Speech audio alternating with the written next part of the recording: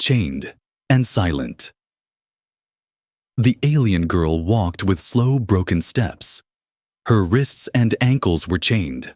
Her skin pale and bruised, the iron collar around her neck made soft clicks with each movement. The marketplace was full of noise, buyers shouting, traders laughing, but no one looked at her. She was just another unwanted slave, too weak, too quiet, too strange. She had no name, only a number burned into a metal tag hanging from her neck. Her eyes, once bright, now stared at the ground. She didn't cry anymore. Crying had brought nothing in the past. No help, no kindness, only more pain. She had stopped hoping, stopped dreaming. The slave trader pulled her forward and made her stand in the middle of the market platform. Her head bowed low, her arms hanging lifeless beside her. A few aliens stopped to look. Some wrinkled their noses. Others just walked away, not worth even a single coin. One of them laughed and said, "She looks like trash. Leave her for the dogs." Then he came. A human stepped forward, his boots dusty, his clothes simple. He looked around and then his eyes stopped on her. He didn't laugh. He didn't speak for a while. He just looked at her. Her thin arms, her sunken cheeks, her trembling body. The trader looked confused and said, "She's nothing, sir. I give you better stock. Strong girls, pretty ones, fresh from the moons. This one's useless." The human didn't answer. He stepped closer and looked straight into the alien girl's face. Her eyes lifted just for a second. They met his. And in that second, something inside her moved. Something small. Something forgotten. He reached into his pocket and pulled out a small handful of coins. Exactly 20 credits. Not more. Not less. He handed them to the trader and said, "I'll take her." The trader blinked and laughed loud, his voice echoing across the market. "Sir, you could get 2 strong ones for that price. Why this broken thing?" The human didn't reply. He just reached out and gently touched the chain. Her body stiffened. She waited for pain, for the blow, for the command. But instead, he unlocked the shackle from her wrist. His touch was careful, like he didn't want to hurt her. He unlocked her ankles too, and finally the collar. She was free. But she didn't run. She couldn't. Her legs were weak and her heart even weaker. She simply stood there, eyes wide and unsure. The human stepped back and said softly, "Come with me. You're safe now." She didn't believe him. No one said those words unless they meant something dark. No one bought a slave without wanting something worse. But she had no choice. Her legs moved slowly, following him through the dusty streets of the colony. People stared. Some whispered. Some laughed behind their hands, but he didn't stop or turn. He just walked straight ahead, like she wasn't something to be ashamed of. He took her to a small home on the edge of the city. The door opened without a lock. The air smelled of metal and warm food. She stopped at the entrance, unsure. He turned to her and said, "You can come in, no chains, no commands, just you and me." She stepped inside slowly, expecting a trap, but there was none. He pointed to a soft blanket on the floor and said, "Rest. I'll bring food." She sat down, her hands still shaking, her mind full of noise, but her eyes watching him. He moved around the small kitchen, making something simple. He didn't look at her with hunger or hate. He looked at her like a person. She didn't understand it. Not yet. When he gave her a bowl, she stared at it for a long time, then looked at him. He nodded and smiled. "It's yours, eat if you want." She lifted the spoon, her hand trembling, and took a small bite. It was warm, soft, not poison, not spoiled. She ate slowly, like it might vanish. He didn't rush her. He just sat a little far away, reading something on a small screen. She finished the food and looked at him again. He didn't move closer. Didn't ask for anything. Didn't demand anything. She didn't speak. Not that night. Not the next day. She didn't know if she could trust her voice anymore, but she watched him. He gave her clothes to change, clean water. a soft place to sleep. She thought he was waiting to act, waiting to show his true self. But nothing came, only quiet care. Small kindness. She didn't understand it, but she noticed. One night she woke up from a nightmare, sweat on her forehead and a silent scream in her throat. He wasn't in the room, but a small light was on in the corner and a blanket covered her shoulders. It wasn't magic or miracles, but it was something she hadn't felt in a long time: safety. She still didn't believe fully, not yet. But for the first time in many years, the alien girl slept without chains and woke without fear. She would not speak. The alien girl sat in the corner of the small room, her knees pulled close to her chest. She didn't cry, she didn't talk, she didn't even blink much. She just watched the human with cold, tired eyes. He moved around the house quietly, doing small things: cooking, cleaning, fixing old wires. He never shouted, never ordered her, never touched her without reason. Still, she stayed silent. Every morning he placed food near her and walked away. He didn't force her to eat. He didn't ask questions. The food was always warm, always enough. She stared at it for hours sometimes. But when hunger screamed louder than fear, she took small bites. Careful, slow, like someone might snatch it away at any second. He noticed, but said nothing. At night, she slept under a blanket near the heater, her back against the wall. Her eyes always open for a few minutes, watching the door, waiting for footsteps, waiting for chains, waiting for that sharp voice again. But no one came, only silence and warmth. It felt strange too, strange to be safe, too quiet to be real.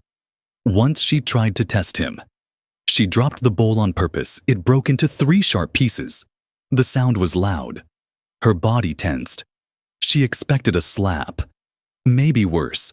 She waited. The human walked over, looked at the broken pieces, then at her. His voice. Calm. It's okay. Accidents happen. He picked up the pieces, cleaned the spot, and left her alone again. That confused her.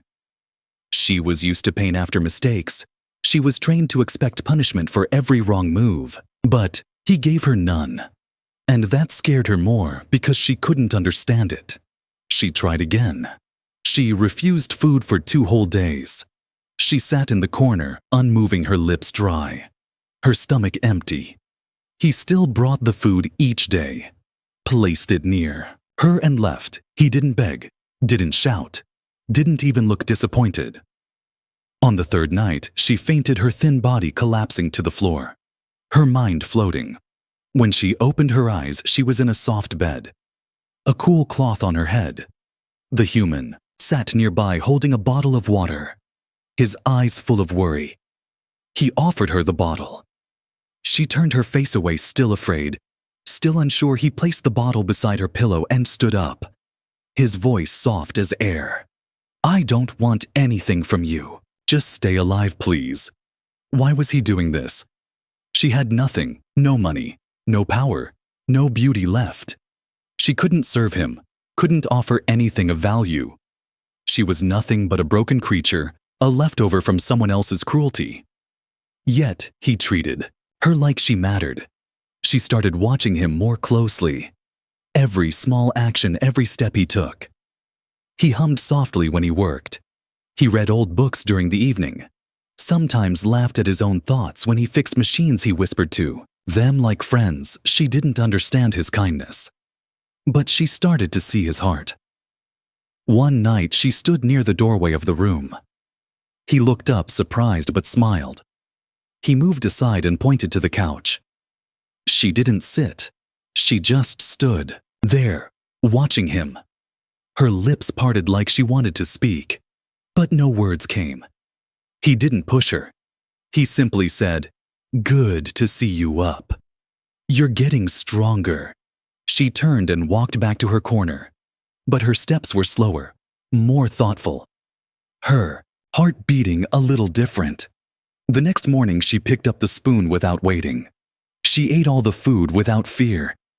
then washed the bowl herself and placed it neatly on the counter. He saw it and nodded, no words, just a smile that touched his eyes. He began telling her stories, short ones from Earth, about trees and oceans and rain. She didn't reply, but listened, her ears twitching slightly when he spoke of birds singing in the morning, or snow falling like feathers from the sky. These were things she had never seen, but the way he described them made her wonder if beauty still existed somewhere.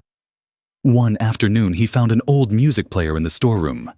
He fixed it and played a soft tune. The sound filled the house like a gentle breeze. She sat near the wall listening, her eyes half closed for the first time. Her lips curved just a little. Not a smile, but close. Her fingers tapped once against her knee in rhythm with the beat. The human noticed and said, "Music heals, I think." She looked at him, then looked away. But inside her, something had moved again. Something like a spark.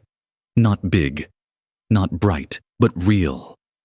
That night, she whispered her first word. Not to him, not aloud, but to herself. Just before sleep. Her lips shaped the sound. Safe. It was not loud, not clear, but it was a beginning. And beginnings are powerful. The fire in the night. The night was quiet. Cold wind touched the windows. The house was still. The human was asleep on the small couch, his chest rising slowly, his arms folded behind his head.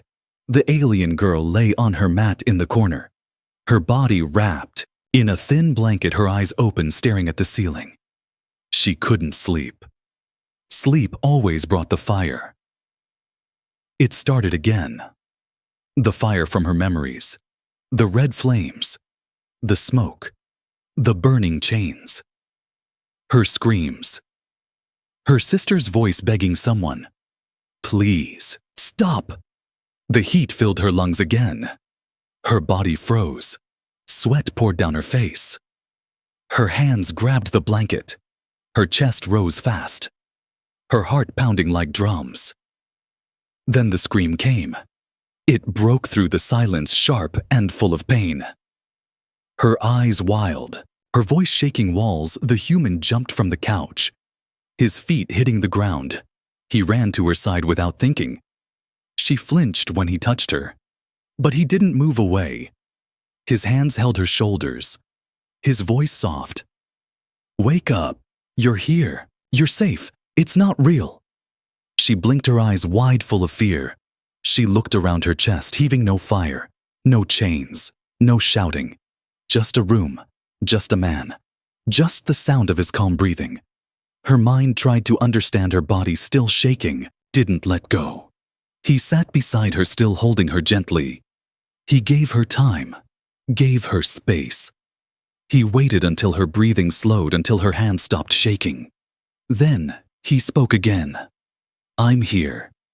No one will hurt you. Not while I'm alive." That made her freeze. Again, his words were heavy, strong. Not like the empty lies from the past. There was something real in them. Something that wrapped around her broken heart like a soft cloth. She didn't speak, but her body leaned just a little closer. Not much, not bold, just close enough to feel the warmth of his arm. She closed her eyes for the first time that night. Not because she was tired, but because for once she wanted to. He sat there all night. He didn't move, didn't leave even after she fell asleep. He stayed awake, watching over her like a silent guard. The next morning she woke up before him. The sun was soft. The wind was calm. She saw him sitting nearby, his head resting on the wall, his eyes closed. He had not gone back to the couch. He had stayed with her. She stood up slowly, walked to the small kitchen and poured water in a cup. Her hands were steady for the first time. She placed the cup near him on the floor. He opened his eyes and saw it. He looked at her surprised but said nothing. She sat near the door, her arms resting on her knees, her face calm.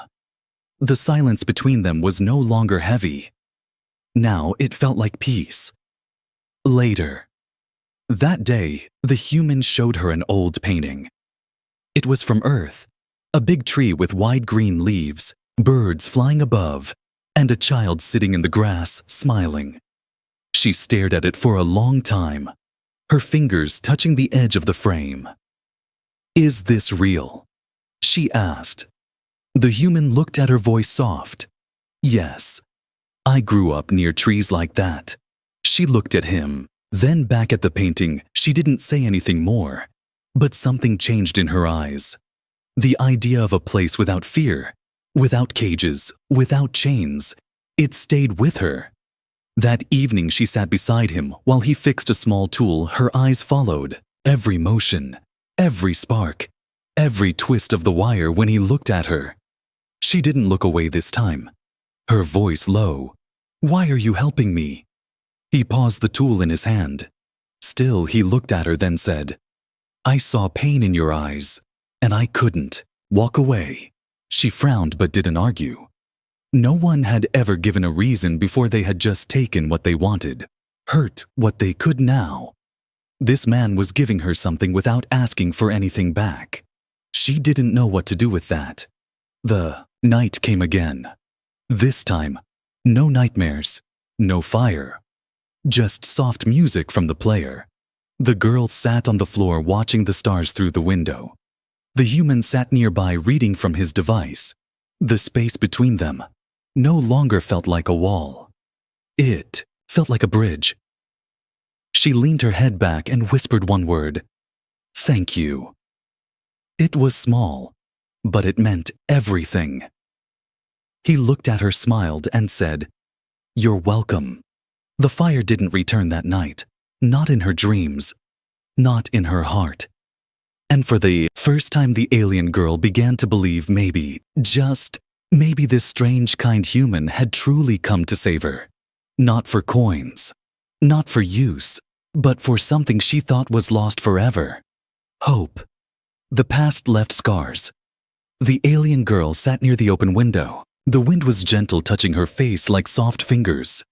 Her eyes followed the stars above, each one blinking like it was trying to speak. She didn't remember the last time she looked at the sky without fear. Most of her life had been spent in cages, in cells behind metal walls that never showed the stars. Now the stars were hers again. Inside the house, the human was fixing an old radio, wires and tools scattered around him. He hummed quietly, focused and calm. The girl watched him with quiet interest. Not fear, not confusion, just interest. He had been nothing but kind to her, even when she had broken plates or refused to speak or screamed in her sleep. He never once raised his voice, never once showed anger. He treated her like she was real. One day, he brought a small box and placed it in front of her. She looked at it, unsure. He opened it slowly, and inside were things from her past. Old papers, documents burned on the edges, her identity band broken in half, and something that made her freeze. A small crest made of dark blue stone, the symbol of her bloodline. She stared at it. Her breath caught, her fingers trembling. She didn't want to touch it, but she couldn't look away. The human spoke softly. "I found these in a record vault. Your name is Layari. Your family was once part of the Kethari royal circle. You were taken when your planet fell during the invasion, 20 years ago." Her chest tightened. That name, Layari. It echoed inside her head like a forgotten song she hadn't heard in so long. Her lips tried to form the word, but it felt heavy, full of memories, full of pain. She touched the crest, her fingers brushing the smooth surface, and suddenly her mind filled with broken images. Her mother's face, smiling, her father's voice, calling her name, the burning palace, the screams, the chains snapping around her arms. Tears came without warning. She wiped them fast, but they kept falling. She didn't want to cry in front of him. Not again. But this time, he didn't move closer or didn't try to hold her. He just sat near the wall, his head down, giving her space to remember, giving her space to grieve. That night, she didn't eat much. Her body was tired, her heart full of old shadows. The human didn't ask questions, didn't push her. He just sat with her in the silence, a silence that wasn't empty anymore. It was shared.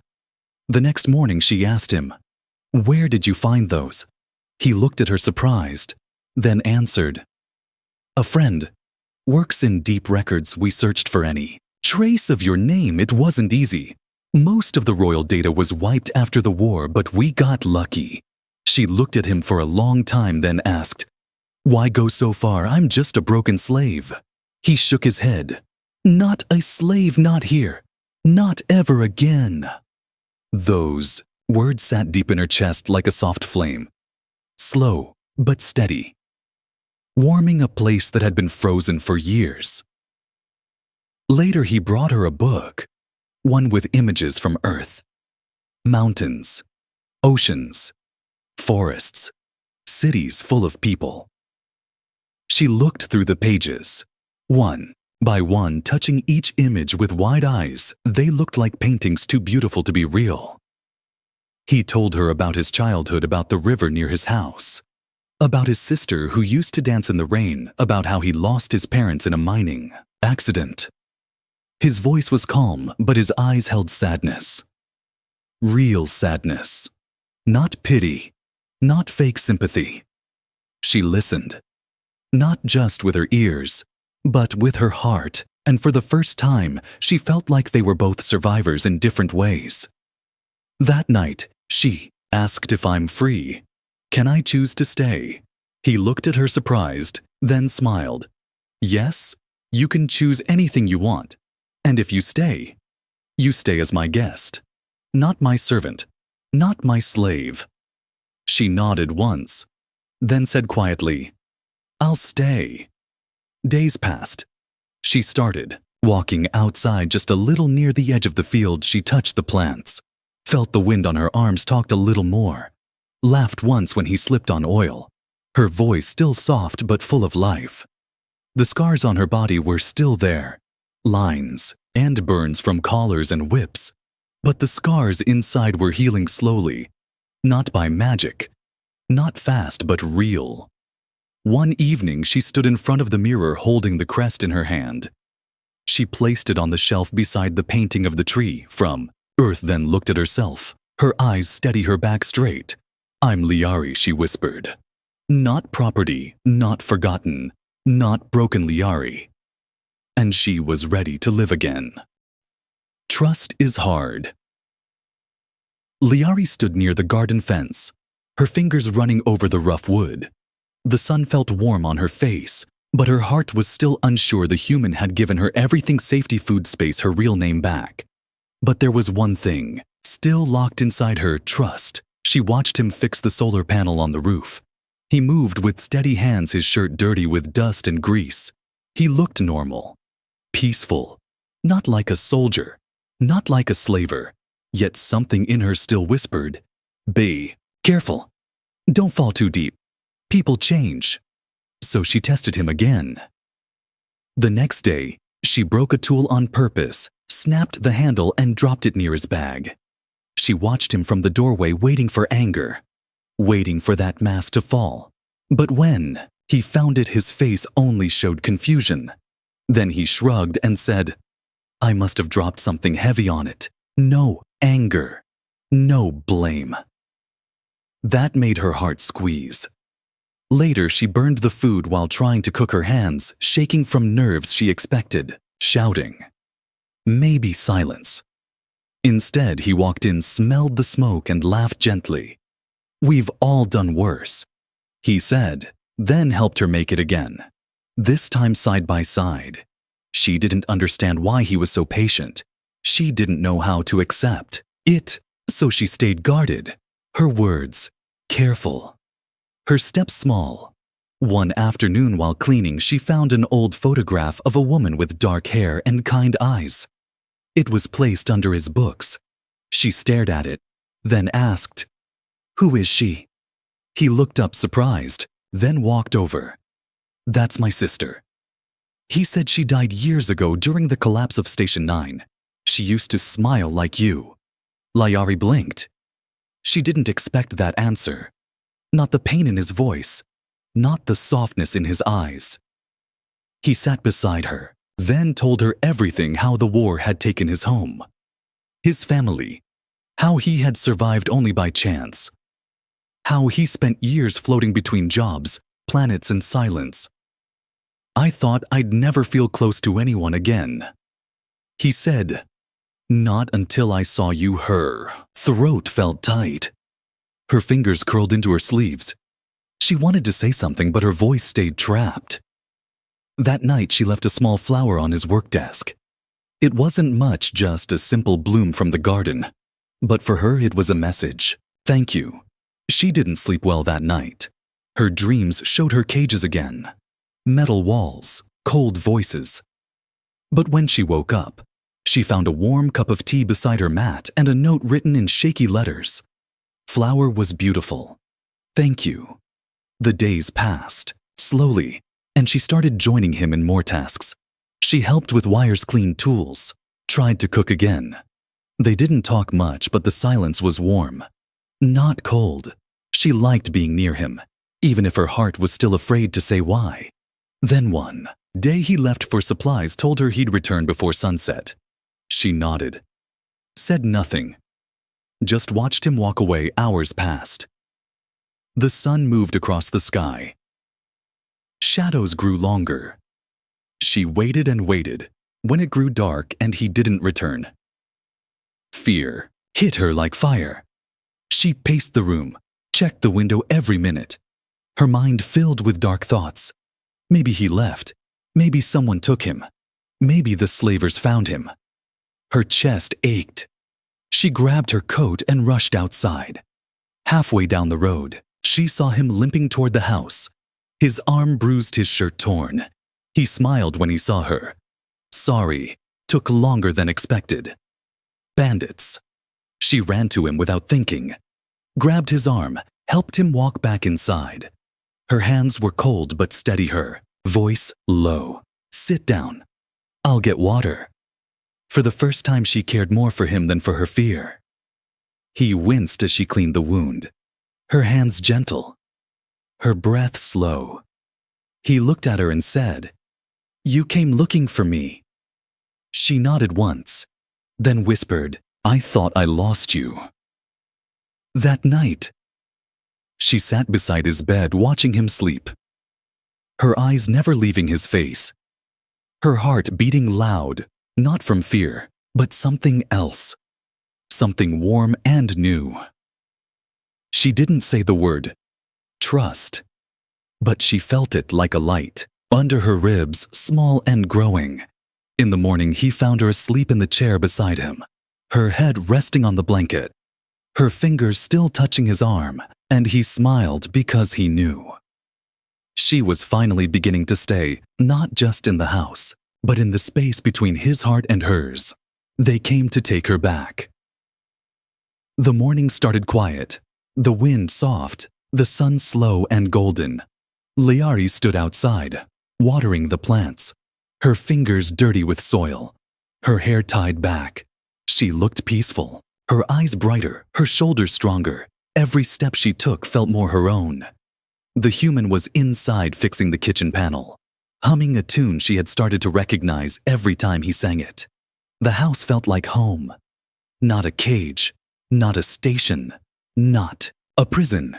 She was just about to call him for breakfast when the sound hit her. A low rumble, sharp and cold, not from the sky, not from nature. It came from machines, not from this town. Her heart dropped. Her hands froze. The watering can slipped from her grip and spilled across the ground. She turned slowly, eyes wide, her body already knowing what was coming before her brain did. The black hover truck landed hard outside the gate, dust flying up around it. Its doors opened. 3 tall slavers stepped out, their skin gray, their eyes burning with red lights, their coats marked with old battle sigils and chains hanging at their sides. One of them pointed at her. "That's the girl, the one with the crest she's marked," and claimed. Her feet moved back, Without thinking, her breath stuck in her chest. They had found her after all this time. After all her healing, they came to take her again. The human ran out from the house the moment he saw the slavers. He moved fast, stood in front of her. His voice, firm. "You're not taking anyone from here." The tallest slaver laughed hard. "You paid 20 credits for a royal slave. Do you think that makes you her master? We have papers. We have buyers. She belongs to us." Lyra shook her head slowly, her hands shaking. "I don't belong to anyone, not anymore." Another slaver stepped forward, pulling out a whip glowing with heat. "We don't care what she says. We own her blood, her scars, her silence." The human reached for the side of the doorway, pulled out an old plasma, cut her, his voice low and cold. "Then you'll have to go through." Miliari looked at him, shocked. His face was calm, but his hands were ready. His body between her and the past, her heart wanted to scream. "Don't fight for me. Don't get hurt." But her voice wouldn't come out fast enough. The slavers moved fast. The first one charged forward. The human blocked the strike, twisted around, and sent him to the ground. The second one fired a stun pulse.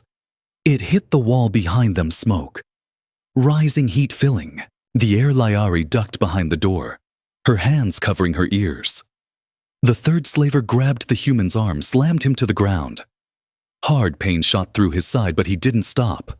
He rolled up and kicked the attacker back. Blood ran down his arm, but he kept standing, kept fighting. Lyra couldn't watch. She had to do something. She grabbed a tool from the workbench and ran outside, her hands shaking, but her heart louder than her fear. One slaver turned toward her, his mouth full of threats, but she didn't stop. She threw the tool hard. It hit his leg. He stumbled. The human used the moment to punch the last attacker hard in the face. Soon the field was silent again, the slavers down, groaning, the dust settling around their bodies. The human stood there, chest rising and falling, blood on his cheek, pain in his ribs, but his eyes only searched for her. She ran to him, grabbed his arm, helped him inside, her voice finally back. "I told you not to get hurt." He smiled through the pain. "Worth it," he said. "Worth everything." She cleaned his wounds, wrapped the bandages around his chest and hands. Her fingers soft, her breath tight. "You fought for me?" "I would again," he said without pause. "I'll fight anyone who tries to take you." She sat beside him, her hand resting near his, hers not touching yet, but close, her voice quiet. "I used to think no one would ever come for me. No one would ever stay." He looked at her, then said, "I came, and I'm still here." She nodded, her heart beating like a drum. She didn't say more, but her eyes said everything. Her fear was still there, hiding under her skin. But now it had a shield. Now it had a name. Him. That night she didn't sleep alone. She placed her mat beside his couch and stayed close. No chains, no locks, no fear, just trust. And for the first time since she was taken, she didn't dream of fire. She dreamed of light. No longer a slave. The morning air was soft, the light coming through the window like golden dust. The house was quiet, peaceful, warm. The storm had passed, but the scars were still fresh. The human moved slowly, his ribs still sore from the fight. The bruises dark across his arms, but he smiled every time he looked at her. Lyra sat at the table peeling fruit, her fingers careful, her hands steady. There was a calm in her chest now, something new, something strong she had spent so long waiting for, chains waiting for pain. But now all she found in this home was peace. Outside, the slaver's ship was gone, broken and taken away by local enforcers. The human had made a report, told the officials everything, even showed the crest of her bloodline. No one questioned him. They only nodded with respect. No one would come again. No one dared. Layari walked into the room holding 2 cups of tea. She gave one to him and sat close. Not across the room, not in the corner, but right beside him. Their shoulders, almost touching. She sipped her tea, then looked at him with quiet eyes. "You didn't leave," she said. "Never planned to." He answered. "You fought for me when you didn't have to," she whispered. "I did it because I care." He said, "Because you matter." She looked down at her hands, then reached into her pocket and pulled out the dark blue crest, the symbol of her royal blood. It was no longer just a memory or a wound. It was part of her. And now it was whole again. She placed it on the table between them, then lifted her eyes and said, "I want to live. I don't want to hide anymore." He nodded slowly, his voice gentle. "Then live as you choose, not as someone's prisoner, not as someone's slave, but as Layari." She blinked, her eyes stinging with tears. But she didn't cry this time. She smiled small and real. She stood up and walked outside. The wind touched her hair. The sun kissed her skin. The garden looked brighter somehow, the colors more alive. She turned around and said, "I want to build something here, not just live survive, but build." The human stepped beside her. "What do you want to build?" "A home," she said. And so they began together. Day by day, they worked side by side, planting more trees, building a new fence, painting the walls of the house with soft colors that made her feel safe. She added flowers near the window, hung little lights above the door. He built shelves for her books, found old recordings of her planet's music. They didn't speak much during those hours, but their silence was full of meaning, full of trust. At night, she would sit beside him, watching old Earth films or reading history from the screen. She asked questions, now curious. Brave, her voice no longer a whisper but full of wonder. One night, she found an old scarf made of soft fabric. She wrapped it around her shoulders and stood in front of the mirror. Her reflection no longer scared, no longer small. She was Layari born, royal made slave, now free. She turned toward the human and said softly, "I want to stay, not because I must, but because I choose." He looked at her, his eyes soft and warm. "Then stay. I'll be here as long as you want." She walked over and placed her hand over his chest, her fingers feeling his steady heartbeat. She whispered, "Then I'll be here too." And so the story changed. She was no longer the girl sold for 20 credits, no longer the chained creature waiting for pain. She was a woman standing tall beside someone who saw her not as a thing, not as a tool, but as a soul. Together, they planted roots, not just in the ground, but in each other. People from nearby towns started visiting, curious about the human and the strange, quiet alien girl, who now smiled at children, who helped fix their broken drones, who sang in the garden when she thought no one was listening. They didn't know the full story, but they knew something had bloomed here. Something strong, something rare.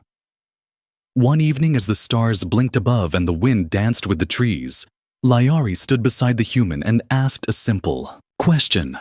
"What do you see when you look at me now?" He looked at her for a long moment, then said, "I see someone who survived, someone who chose to keep living, someone I care about deeply."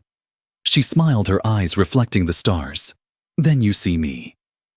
And she was finally free, not just from the chains, not just from the slavers, but free to be loved, free to belong, free to begin the end.